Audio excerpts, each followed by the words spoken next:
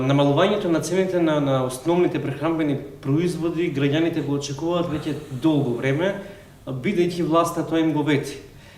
Видовме дека од декември месец некаде добивте субвенционирана електрична енергија за 80 евра и една од работите беше токму тоа, да се намалат цените на основните производи. Сега некако власта обвинува дека вие сте тие кои што на некој начин сте ги измамиле. Како нив, така и граѓаните. Поради на што се должи ваквата реторика кога зборуваме за цените на производите? Вака се извинувам, не може на тој начин да пристапите во разговоров. Не е намалувањето на цените волја на некој поединец, па тоа е емотивна волја, сега ние ќе ги намалиме или ќе ги зголемиме. Тоа е економски законитост има. Има даден производ кој што се произведува, влезни инпути. Влезните инпути се материјален трошок за производот, колку чинат суровините, се човечката рака што учествува во цената на тој производ и се енергетскиот инпут. Во зависност од тие инпути кои што влегуваат во финалниот производ, ќе биде и неговата финална цена. Не е тоа дали ние сакаме, па некој сака, па некој влијае на некого. Едноставно, тоа е економска законитост и мора да бидат втемелени тие причини за цената на производот врз основа на ова што ви го кажав. Да бидеме реални и да им кажеме на граѓаните дека не може да очекуваат лепо до 18 денари, кога тоа го имавме пред неколку години. Видовме сега случувањата во Украина, си го направија своето. Од друга страна, зошто не успеавте да се скоординирате со владава? Државниот пазарен инспекторат најави контроли по маркетите и останатите компании кои што добиле субвенционирана електрична енергија од 80 евра. И еве, јас лично им ги побарав тие анализи за кои што зборуваат, не ги добивме со изговор дека можеби следната недела ќе бидат објавени. Директорот избегна и интервју. Како понатаму вие ќе продолжите кога граѓаните очекуваат намалување? Да бидеме реални, нели? Во дадената ситуација, за да се постигне некое намалување на цената, и тоа конзистентни сме постојано во ставовите во однос на тоа дека со субвенциите на електричната енергија од 80 евра за мегават се постигна некое 10% намалување на цената. Меѓутоа, толку е партиципирањето на енергијата во финалниот производ. Паралелно со тоа, минатата година, од февруари 2022 до декември 2022, и се уште трае, цената на суровините се зголеми за 97,8%.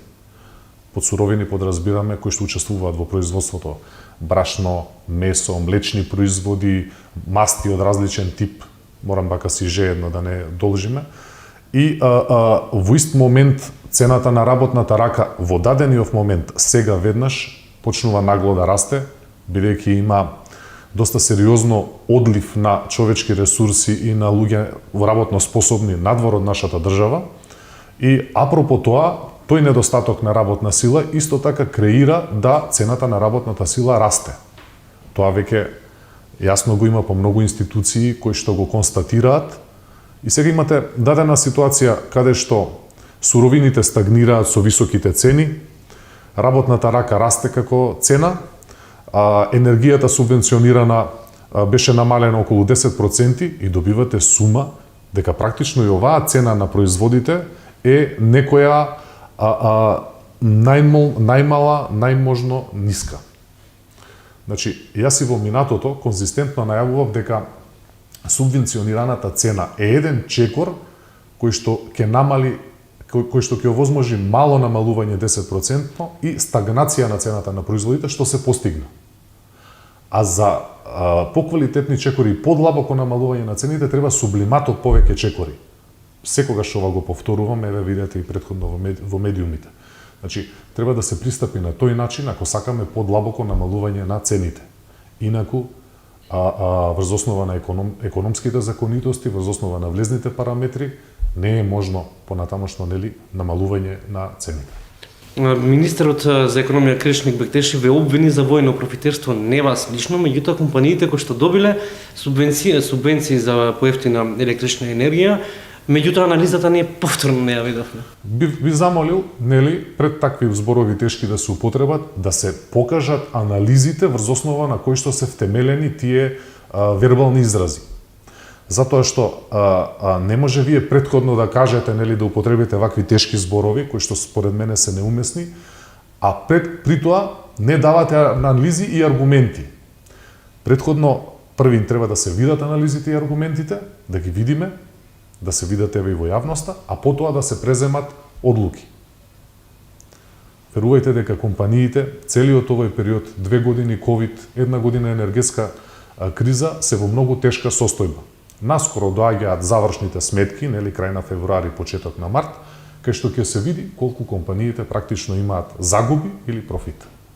Од друга страна, министерот Бектеши вика дека тие компании кои што не успеале, едноставно ќе бидат исклучени од субвенциите. Дали тоа е решение? И од друга страна вика, па нека затворат. Видете вака, ние сме доста рационални и конструктивни и сметаме дека дадените компании кои што не се држале до тој джентлменски договор, односно до договорот што го имавме во однос на субвенционирањето на цената на електричната енергија и цените кои што требаше да ги имаме, си има. Тие компании нека ги префрлат на слободна берза за електрична енергија. Меѓутоа, дадените компании кои што и он кажа дека се нели околу 40% кои што се држале до тој договор, потребно и понатака да се продолжи да се влијае на нив во позитивна насока да се развиваат. Така да, односно да продолжат да функционираат. Така да, тоа е рационален пристап. Има договор, некој се држал до тој договор, он практично оди понатака, другите компании кои што не се држале до тој договор се исклучуваат и се префрлаат на слободната берза. Ние сметаме дека е тоа рационално и тоа и го очекувавме. А во однос на изразот дека не постои интерес нели некои компании дали воопшто ќе работат или не, повторно сметаме дека во нашата земја еднаш треба за секогаш да се расчисти дека производните компании се есенција во нашето општество. Тие креираат додадена вредност, тие вработуваат луѓе, тие плаќаат даноци, тие со нивното функционирање го овозможуваат економското движење. Тие се тие кои што треба до максимум да се негуваат и понатака да се развиваат. Вака што излегува нели дека е добро да сте администрација, а не е добро приватен бизнис. Малку се извинувам, но ова ме потсетува на некои минати времиња од социјализмот. Се најавува и замрзнување на маржата. Тоа е нешто што го имавме и претходно, меѓутоа видовме дека има негативен ефект, бидејќи во истиот момент кога ќе се одмрзнат цените, замрзнување на цените на лебот, да не е повисока цената од 33 денари, меѓутоа нема константен одговор во смисла на тоа до кога ќе биде ова замрзнување на цените. Па видете, еден моментум кој што вие го спомнувате е до кога би биле тие цени, нели? Исто тоа е едно квалитетно прашање. Меѓутоа има едно друго прашање. Дадените производители на овие производи ги продаваат понатака во трговските ланци, а трговските ланци ја формираат финалната цена кон потрошувачот. Прашањето е сега. Производниве компании може би ги продаваат на трговците 20 и неколку денари, а овие имаат толку голема маржа кој што стига цената до 34-5%. Значи во дадена ситуација не може само производителите да како да кажам да се влијае на нив. Треба и трговците повторно да се видат со нивните маржи. Колку производителот го продава производот кон трговскиот ланец, колку е маржата на трговскиот ланец за да финално дојде до крајниот потрошувач. Тоа е еден врзан синџир од повеќе вериги кои што потребно е значи да се проанализираат за да се види точно кој, како и колку проценти. Ние многу пати во минатото спомнавме дека тука треба да се обрне посебно во оној моментум на нефер трговски практики при снабдување на трговски ланци, како дел од закон кој што се уште не видовме нели тие бенефити каде што се дефинираат процентите колку што може да трговецот ги конзумира од страна на производителот. Така да, сума сумарум, не знам што ќе предизвика ова замрзнување на цените на основните производи. Меѓутоа, сметаме дека не е соодветен и релевантен чекор, него дека не треба да се брза толку, требаше да се обмисли добро поквалитетно како да се настапи во целата ситуација со цел да се овозможи максимум ниска цена за крајниот потрошувач во овие тешки и специфични времиња. Точно е дека барате на помош од државата за да ги зголемите платите кај своите вработени, бидејќи во еден наш разговор вие потенциравте дека давачките ви се зголемени бидејќи имате работна сила, одлив на работна квалитетна сила која што учествува во крајниот производ, кој што пак за да го стимулирате и да го задржите, мора да им ја зголемите платата. Да, тоа е еден многу сериозен проблем кој што сега се јавува. Растот на платите на човечките ресурси, на вработените. Претходно нели ви напоменав дека поради тоа што во западните земји има голема потреба, ги знаете тие информации во Германија, нели? Германија, 500.000 Хрватска има голема потреба за човечки ресурси. Се случува посебно во овој сегмент квалитетни занаетчии, квалитетни нели во прехранбена индустрија, пекари, слаткари и така натака, односно целиот сегмент на кој што им е потребен за летната туристичка сезона, посебно во Хрватска, а и во Германија, нели? Така да тој одлив и заминување на луѓе креира да има недостаток кај нас. А тој недостаток, по принцип на пазарна вредност, веднаш креира да имате зголемување на нивната цена на трудот. И сега, тоа беше, другите комори го спомна и сметаме дека е релевантен чекор, дека треба сега да се, дури уште повеќе да се помогне на компаниите со тие субвенции, за да може да ги задржиме да останат во нашата земја. Ние не можеме да конкурираме на цените кои што би ги добиле, односно платите кои што би ги добиле во западните земји. Меѓутоа, ако сте војни профитери, не го тврдам јас, Да. ова е тврдење на министерот Бектеши, тогаш вие би имале доволно финансиски средства да ја поддржите таа идеја за растот на платите. Пак велам, не викам дека сте војни профитери. Тие несериозни изрази не би ги коментирал, меѓутоа дали сме или не сме, сега ќе има завршни сметки по давање, едноставно може да се отиде во централниот регистар и да се види дадените компании колку имаат профит производните компании, колку имаат профит трговските компании, па тогаш да се употребат соодветно тешки вербални изрази. Ние сметаме дека не е овој израз соодветен и не отсликува реалноста. Дефинитивно сме увозно зависна држава кога станува збор за производство и останати производи. Зошто се претворивме во држава која што постојано увезува некакви производи? Еве житото. Ние сме, Македонија е плодна почва, земјоделско земјиште имаме многу, меѓутоа дали треба да ги активираме стоковите резерви? Вака, господин Суни, тука отворивте повеќе теми, меѓутоа една од најзначајните се даваат субвенции во земјоделието, а производството на храна се намалува. Сега чинам имаше нели промена на законот дека конечно субвенциите ќе се даваат по килограм произведена принос, по килограм принос, што е од суштинско есенцијално значење, бидејќи тоа ќе ги мотивира луѓето повеќе да работат. До сега беше според метар квадратен површина доделување субвенции, така да тој исчекор веќе е направен, меѓутоа не е оперативен, не е во функција и треба добро да се осмисли тоа за да се овозможи на земјоделците да почнат да произведуваат повеќе храна. Тоа е единствен начин за нивна мотивација. Ова што го споменавте пред малку, зошто се намалува нели производството на храна? Една од причините е ова. Ако вие, нели како држава, сакате производството на прехранбените производи да го направите социјална категорија, ова е вистински начин.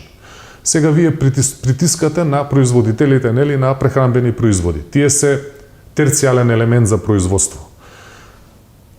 Тие не можат да платат на секундарниот елемент, тоа се мелничарите во мојот бизнис. Така, бидејќи многу ниска цена социјална категорија, тие повторно ќе притискаат на овие да во неразумност, немање профит, така да тој бизнис исто ќе се притиска и нема да функционира добро.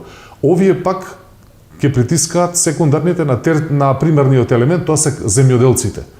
Нема да има доволно пари, затоа што они треба нели да имаат да ја ораат земјата, семенски материјал да употребат, треба да добијат принос кој што ќе омовозможи да имаат добра профитабилност и понатака да работат со тоа. Значи, се претвора целиот бизнис во еден вид социјална категорија. Значи, новиот западен европски пристап, знаете како е? Треба да се овозможи на примерниот земјоделец да се обработи земјата, да има квалитетна механизација, да има реална пазарна вредност неговиот производ во која што он ќе профитира, понатака овој треба да го продаде на мелничарот. кој што повторно ќе има реален базна профит за да го произведе својот производ, потаму овој треба на терцијално да го продаде кај што е реална пазарна вредност и така ќе се формира цената. Државата треба да овозможи на високи плати секаде во нашата општество. Ме сваќате? Вака го гушите бизнисот. Претворањето во социјална категорија на бизнисите доаѓа и се случува ова. Необработена земја, нема интерес за обработка на земја, мелничарите масовно ги продаваат млиновите и не функционираат, тешко на рап на екзистенција се. Производителите се ретчат на прехранбени производи, посебно нели во овој сегмент од индустријата и резултира со големо непроизводство на храна, односно голем увоз на храна. Значи, пристапот на претворање на бизнисите на некој начин во социјална категорија, нели, ограничување цени, немање профитабилност, што може да се види по завршните сметки на овие компании, можете наназад годините, според нас не е добар, ние треба да гледаме да се сватиме кон Европска унија, како таму се решаваат овие работи. Дали таму има нели ограничување на цена на леб, дали таму има дали таму исто така има необработена земја толку, колку земјоделците имаат приноси. Односно, еве да не одиме во силните, моќните европски земји, да видиме тука во околните земји.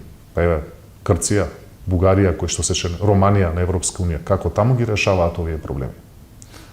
Така да, според нас, од коморите треба да се овозможи сите елементи и производители кои што ги произведуваат во секој сегмент своите производи, еве конкретно ако говориме тука кај нас прехранбената индустрија, да има рамномерност и правилен развој за формирање на квалитетна цена, каде што секој вработен ќе биде добро платен, секој данок од кон државата ќе биде наплатен и ќе има добра профитабилност која што ќе ги мотивира луѓето да работат и да произведуваат, а не да заминуваат од нашата земја и да не обработуваат воопшто земјата тука. Во контекст на ова, колку климатските промени може да си го направи своето со оглед на состојбата во која се наоѓаме. Зборуваме од аспект на производствениот капацитет, па и многу повеќе.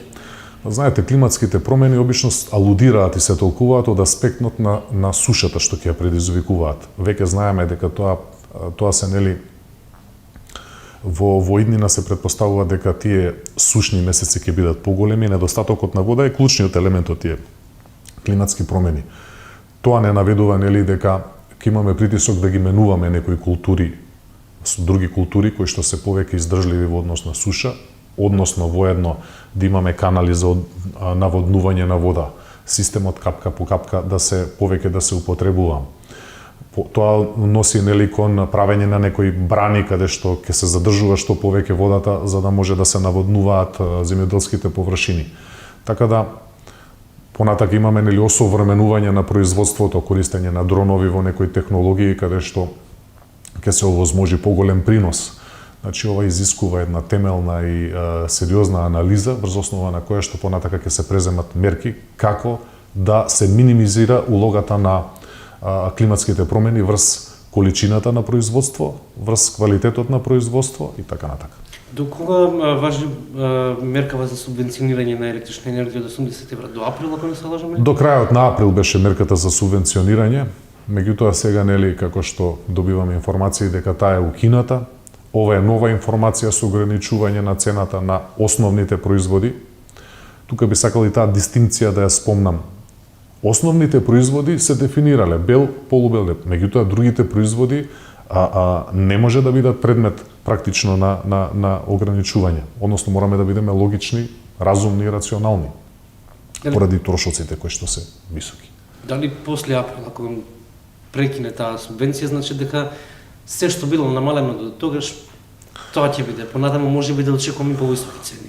Па секоја компанија врз основа на сопствени внатрешни интерни анализи ќе си утврди дали може да издржи, дали може да смени некои цени, односно дали може да функционира. Затоа што во суштина не можете компанијата да ја донесете вие во крајна нужда, односно да не може да опстане. Нели, секој мора да си има некое решение кое што може да се случи, нели, исто така и некои производи воопшто да не се произведуваат. Кога е таква ситуација каде што вие со дадени производи креирате загуба, тогаш нормално дека нема да ги произведувате. И тоа е едното од можните решенија кои што би се случувале во зависност од тоа каква ќе биде ситуацијата. Сигурно постои нешто што не сум ве прашал, а би требало да бидете прашани. Што е тоа? Не, поставивте многу убави прашања, посебно оној дел од прашањата што спомнав дека не можете во новото време кон Европска унија, каде што ние се фокусираме да одиме, да го правите бизнисот да биде социјална категорија. Напротив, ние сметаме дека бизнисот треба да му се овозможи секаде да има соодветна профитабилност сите бизниси, за тие да растат. Така ќе може да наплатите повеќе данок, така ќе може вработените повисоки плати да земат.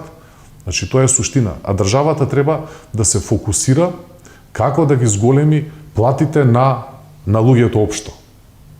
Тоа е елементот според нас кој што е суштински и треба да се гледа. Како администратор да се влија и да се изнајдат модуси како да растат платите на луѓето, а воедно на бизнисот да му се овозможи нормално да функционира, да вирее со вистински начин, би рекол, на функционирање. Така да под вистински подразбирам, нели, секој да си има доволна маржа за да може квалитетно да се обработува земја, да може квалитетно секој елемент од даденото производство на производот, нели, секој сегмент од бизнисите да има простор да вирее, да се развива, апропо тоа, нели, државата ќе абсорбира даноци, ќе абсорбира повисоки плати луѓето ќе добиваат, така да едноставно да се овозможи квалитетен економски живот на компаниите. Ви благодарам. Благодараме на вас.